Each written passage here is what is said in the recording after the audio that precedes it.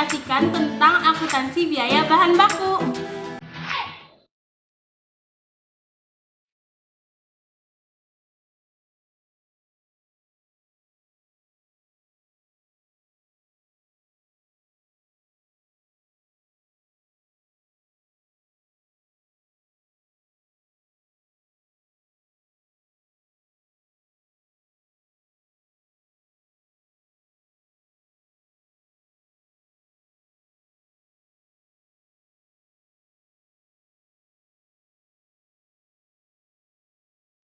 Oke, langsung saja saya ingin menjelaskan pengertian biaya bahan baku.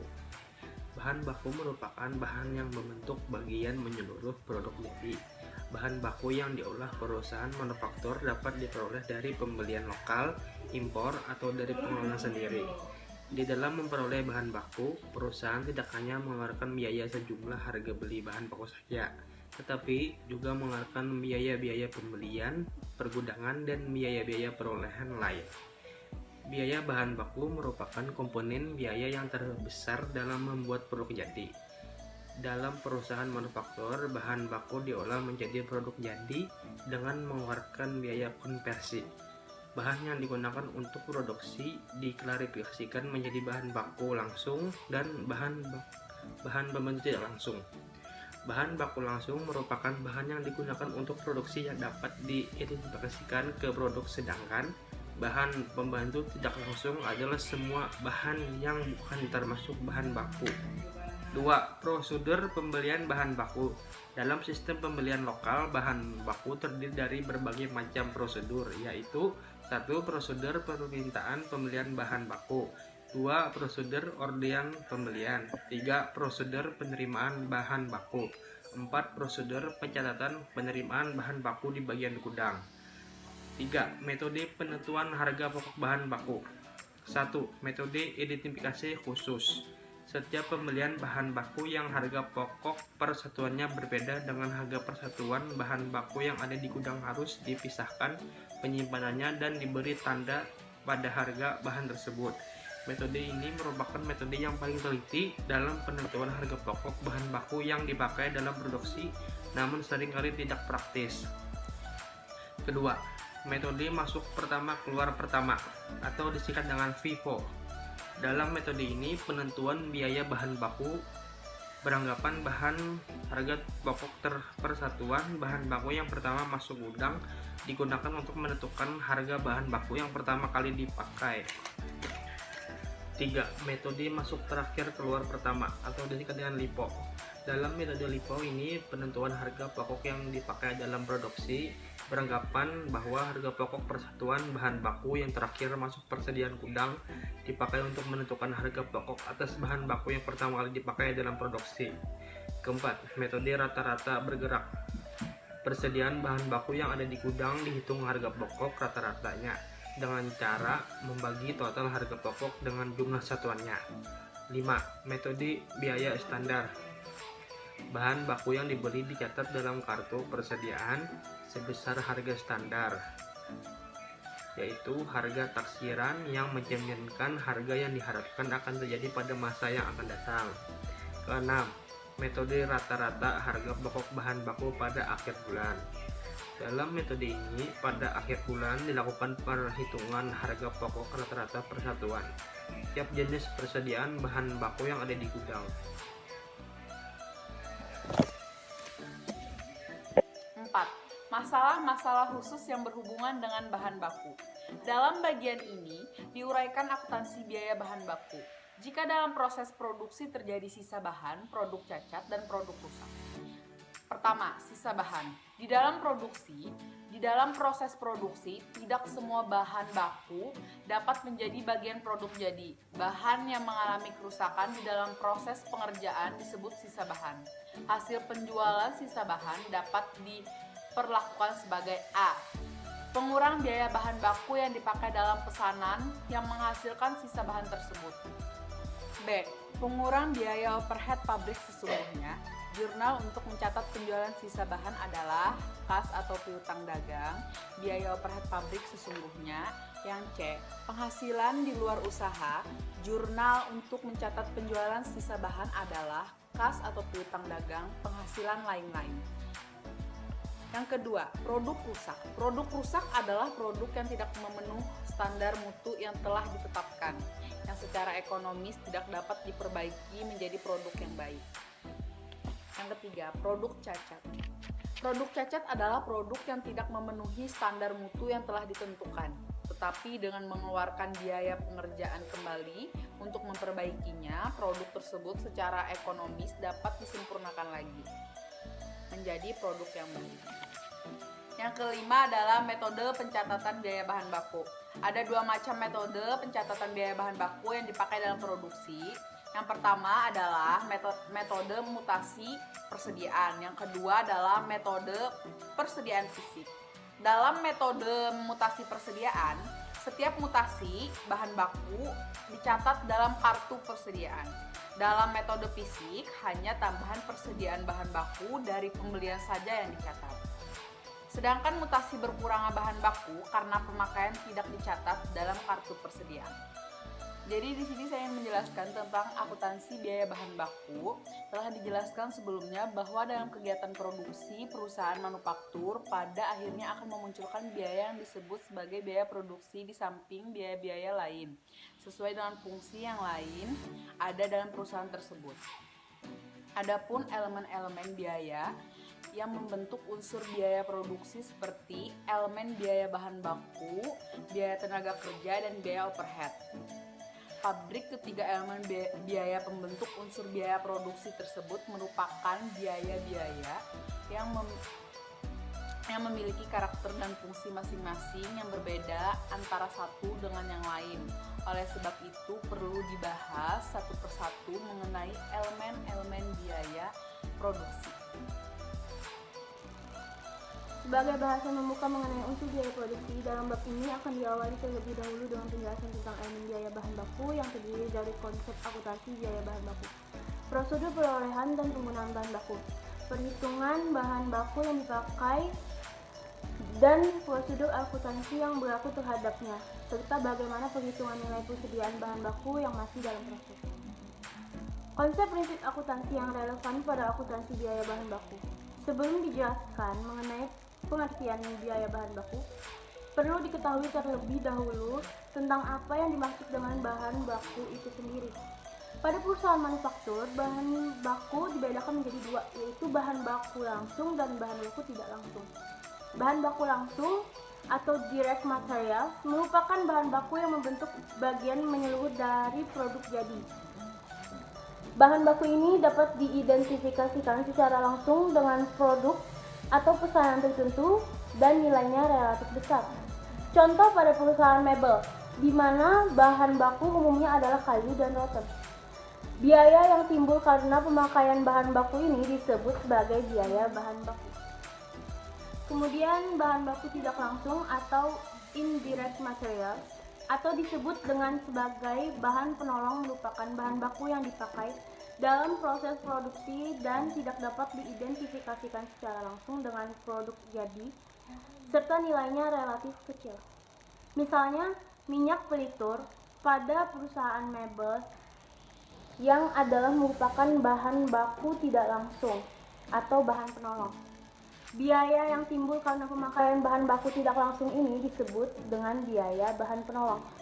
Sebagai salah satu elemen utama dari biaya produksi, biaya bahan baku memiliki karakteristik tersendiri yang membentuk harga pokok dalam suatu rangkaian proses produksi, yaitu dengan menggunakan tenaga kerja dan biaya overhead pabrik. Unsur bahan baku diubah menjadi barang atau produk jadi. Bahan baku yang dipakai dalam proses produksi ini akan memunculkan biaya yang disebut dengan biaya bahan baku dan akan menjadi bagian dari harga pokok barang yang dihasilkan atau dalam istilah akuntansi disebut sebagai harga pokok produksi. Jika barang tersebut dijual, maka biaya bahan baku akan menjadi harga pokok penjualan yang digunakan dalam menentukan laba. Biaya bahan baku juga akan menjadi bagian dari barang yang masih dalam proses produksi apabila barang yang diproduksi tersebut belum selesai 100% dikerjakan. Oleh sebab itu, akuntansi biaya bahan baku memerlukan keterangan yang memadai mengenai biaya bahan baku itu sendiri, sehingga pada akhirnya dapat memberikan informasi yang relevan dalam perencanaan, pengendalian serta pengambilan keputusan. Informasi yang dibutuhkan di sini antara lain tentang biaya bahan baku, prosedur perolehan bahan baku, prosedur penggunaan bahan baku, serta sistem akuntansi biaya bahan baku yang umum berlaku. Prosedur perolehan dan penggunaan bahan baku. Dalam proses manufaktur, akuntansi biaya bahan baku terdiri atas dua macam, yaitu aktivitas perolehan bahan baku dan aktivitas penggunaan bahan baku. Prosedur perolehan bahan baku. Sebelum melakukan aktivitas atau aktivitas penggunaan bahan baku, perusahaan manufaktur terlebih dahulu mempersiapkan segala kebutuhan menyangkut produksi, di mana salah satunya adalah penyiapan bahan baku dalam proses kegiatan perolehan bahan baku. Nantinya akan melibatkan beberapa bagian yang mana diantaranya adalah bagian produksi, bagian gudang, bagian pembelian, bagian penerimaan barang, dan akuntansi. Selanjutnya, prosedur perolehan bahan baku. Yang pertama, prosedur permintaan pembelian bahan baku. Prosedur permintaan pembelian bahan baku dilakukan jika persediaan bahan baku yang ada di gudang jumlahnya mencapai tingkat minimum pemesanan kembali atau reorder point. Bagian gudang kemudian akan membuat surat permintaan pembelian untuk dikirimkan ke bagian pembelian. Yang kedua adalah prosedur order pembelian bahan baku. Bagian pembelian akan melaksanakan pembelian atas dasar surat permintaan dari pihak gudang. Untuk pemilihan pemasok atau supplier, bagian pembelian akan mengirimkan surat permintaan penawaran harga kepada para pemasok yang berisi permintaan informasi harga dan syarat-syarat pembelian dari masing-masing pemasok tersebut. Setelah pemasok yang dianggap baik telah dipilih, bagian pembelian kemudian membuat surat order pembelian untuk dikirimkan kepada pemasok yang dipilih. Yang ketiga, prosedur penerimaan bahan baku. Selanjutnya, pemasok akan mengirimkan bahan baku kepada perusahaan sesuai dengan surat order yang telah diterimanya. Bagian penerimaan yang bertugas menerima barang kemudian mencocokkan kualitas, kuantitas, jenis, serta spesifikasi bahan baku yang diterima dari pemasok dengan tembusan surat order pembelian. Apabila bahan baku diterima yang telah sesuai dengan surat order pembelian, bagian penerimaan akan membuat laporan penerimaan barang untuk dikirimkan kepada bagian akuntansi dan dilakukan pencatatan. Yang keempat, prosedur pencatatan penerimaan bahan baku di bagian gudang. Pada prosedur ini, bagian penerimaan menyerahkan bahan baku yang diterima dari pemasok kepada bagian gudang. Kemudian, bagian gudang menyimpan bahan baku tersebut dan mencatat jumlah bahan baku yang diterima dalam kartu gudang.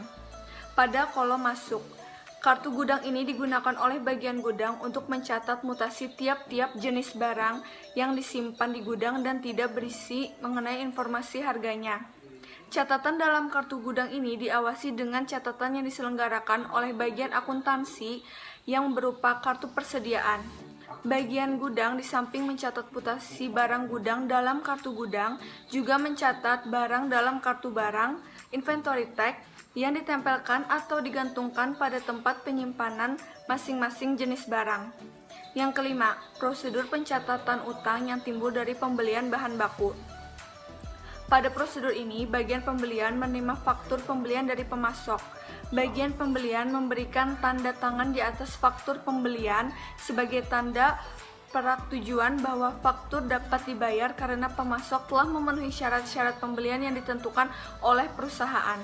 Faktur pembelian yang telah ditandatangani oleh bagian pembelian tersebut kemudian diserahkan kepada bagian akuntansi.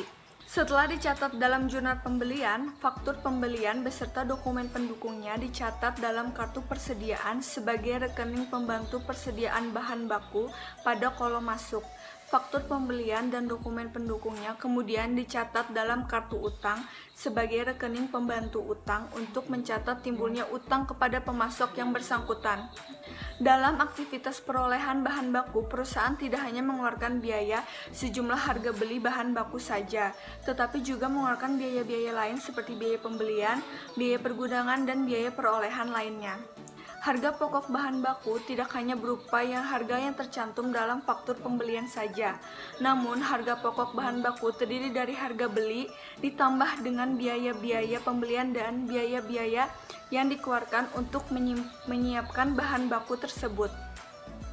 Apabila dalam pembelian bahan baku, pemasok memberikan potongan tunai atau cash discount, maka potongan tunai ini diperlukan sebagai pengurangan terhadap harga pokok bahan baku yang dibeli.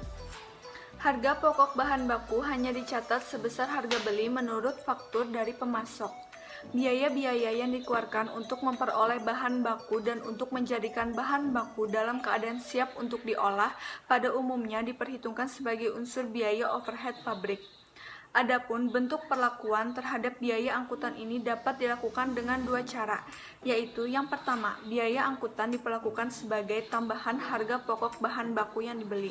Yang kedua, biaya angkutan tidak diperlakukan sebagai tambahan harga pokok bahan baku yang dibeli, namun diperlakukan sebagai unsur biaya overhead pabrik. Kemudian selanjutnya saya akan membahas tentang karakteristik biaya bahan baku. Karakteristik biaya bahan baku dibagi dua. Yang pertama adalah direct cost atau biaya bahan baku langsung. Yang kedua adalah indirect cost atau biaya bahan baku tidak langsung. Biaya bahan baku langsung adalah biaya bahan baku yang secara mudah dan akurat ditelusuri ke masing-masing jenis produk tersebut. Sementara biaya bahan baku tidak langsung adalah biaya bahan baku yang tidak secara mudah dan akurat ditelusuri ke masing-masing jenis produk tersebut. Contohnya, bila ingin membuat sebuah baju, maka biaya bahan baku langsungnya berupa kain dan biaya bahan baku tidak langsungnya berupa benang. Contoh lainnya, bila ingin membuat kue donat, maka bahan yang diperlukan misalnya berupa tepung dan gula. Bila tepung dan gula diangkut di dalam satu truk, maka tidak bisa diklasifikasikan sebagai biaya bahan baku yang langsung. Bila di dalam satu truk tersebut hanya mengangkut gula, maka bisa diklasifikasikan sebagai biaya bahan baku langsung atau direct cost karena hanya ada satu bahan di dalam truk tersebut. Dan bila ada asuransi pengangkutan, itu masuk ke dalam direct cost atau biaya bahan baku yang langsung. Selanjutnya saya akan menjelaskan pengertian dan contoh biaya overhead. Biaya overhead adalah semua biaya pabrik yang dikeluarkan selain untuk biaya bahan baku, tenaga kerja, dan tenaga kerja langsung. Biaya seperti ini biaya tidak terduga dan tidak dapat diidentifikasikan secara langsung dengan barang apa yang dihasilkan oleh suatu industri manufaktur.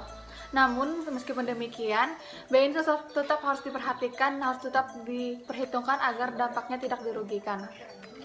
Selanjutnya kita masuk dalam contoh-contoh dalam biaya overhead. Yang pertama itu ada 3 golongan. Yang pertama ada biaya overhead berdasarkan sifatnya, itu terbagi menjadi 3 lagi. Yang pertama ada biaya bahan penolong, adalah biaya yang bukan bagian dari hasil produksi alias nilainya relatif lebih kecil dibandingkan dengan harga keseluruhan produk. Yang kedua, biaya tenaga kerja tidak langsung merupakan biaya tenaga kerja yang upahnya tidak bisa diperhitungkan secara langsung kepada nilai produknya. Contohnya itu seperti tenaga kerja pengawas dan tenaga kerja penguji kualitas produk. Yang ketiga, biaya pemeliharaan dan reparasi, di mana biaya ini dikeluarkan untuk memelihara mesin produksi serta biaya jika terjadi kerusakan. Golongan yang kedua adalah biaya overhead berdasarkan hubungan dengan perubahan volume produksi, di mana ini terbagi menjadi 3 lagi. Yang pertama ada biaya overhead pabrik tetap, yaitu biaya yang tidak dipengaruhi oleh perubahan dalam volume produksi. Yang kedua, biaya overhead pabrik variabel, di mana biaya overhead bisa berubah tergantung dari perubahan volume produksi. Yang ketiga, biaya overhead pabrik semi variabel, yaitu biaya overhead yang bisa berubah. Ini terbagi menjadi 2. Yang pertama ada biaya overhead pabrik langsung departemen, yaitu biaya yang berada di suatu departemen perusahaan, di mana manfaatnya bisa dirasakan oleh departemen tersebut. Yang kedua, biaya overhead pabrik tidak langsung departemen, yaitu biaya yang manfaatnya bisa dirasakan oleh lebih dari satu perusahaan departemen itu tersebut. Yang terakhir, saya akan menjelaskan prosedur penggunaan bahan baku. Bagian produksi yang bertanggung jawab dalam aktivitas produksi juga harus mengikuti beberapa prosedur dalam proses penggunaan bahan baku untuk produksinya. Di mana adapun prosedur-prosedur yang harus dilalui oleh sebab itu terbagi menjadi beberapa sistem. Yang pertama, bagian gudang menyiapkan bahan baku sesuai dengan sistem yang tercantum dalam bukti permintaan barang, di mana bagian gudang mengisi jumlah bahan baku pada kolom diserahkan dalam bukti permintaan barang setelah diotorisasikan kepada kepala bagian gudang. Bukti permintaan barang tersebut dikirimkan sebagai bagian dari akuntansi. Selanjutnya, bagian gudang mencatat pemakaian bahan baku di dalam kartu gudang Bagian akuntansi mengisi informasi harga, satuan, dan menghitung jumlah harga pokok bahan baku yang dipakai dalam sistem di dalam gudangnya. Bagian akuntansi kemudian mencatat pemakaian bahan baku tersebut ke dalam satu kartu persediaan dan menyerahkan bukti permintaan barang kepada pemegang jurnal umum. Dan yang terakhir, atas dasar bukti permintaan barang tersebut, pemegang jurnal umum mencatat pemakaian bahan baku ke dalam jurnal itu tersebut. Sekian video dari kami, semoga bermanfaat. Jangan lupa di like, komen. Sekarang Sekian dan terima kasih.